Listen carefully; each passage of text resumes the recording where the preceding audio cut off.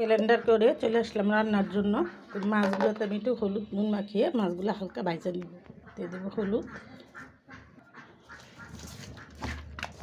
এটা মাছ এমনিও ভুনা করে খাওয়া যায়, সিমের বিচি দিয়ে নতুন আলু দিয়ে যদি ভুনা করে তো মজা লাগে। তো আমার এখানে গ্যাস কম, একদম গ্যাস কম। আমি আস্তে আস্তে করে রান্না করবো আর আপনাদের সাথেও শেয়ার করবো।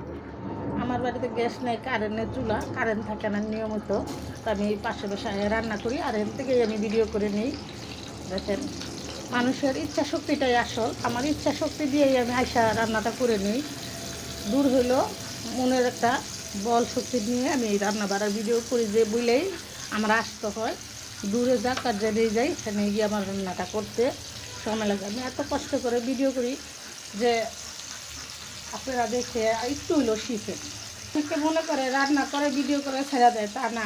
রান্না করলেও অনেক কিছু গুছিয়ে করে তারপরে ভিডিও করতে হয়। ভিডিও করাটা কিন্তু অত সহজ না। যারা ভিডিও করে তারা জানে যে ভিডিও করতে কতটুকু কষ্ট লাগে, কতটুকু সময় লাগে।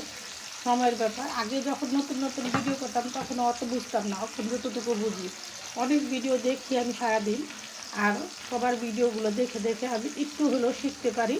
তার জন্য আমি সবার ভিডিও দেখি, আর সবার নিয়ে একসাথে মিলেমিশে কাজ করার জন্যই আমরা ফেসবুকে কাজ করব আর একে অপরের পাশে থাকবো। অনেক কথা বলে ফেললাম, ক্ষমা দৃষ্টিতে দেখবে। আর নতুন নতুন ভিডিও পেতে সাথেই থাকবেন।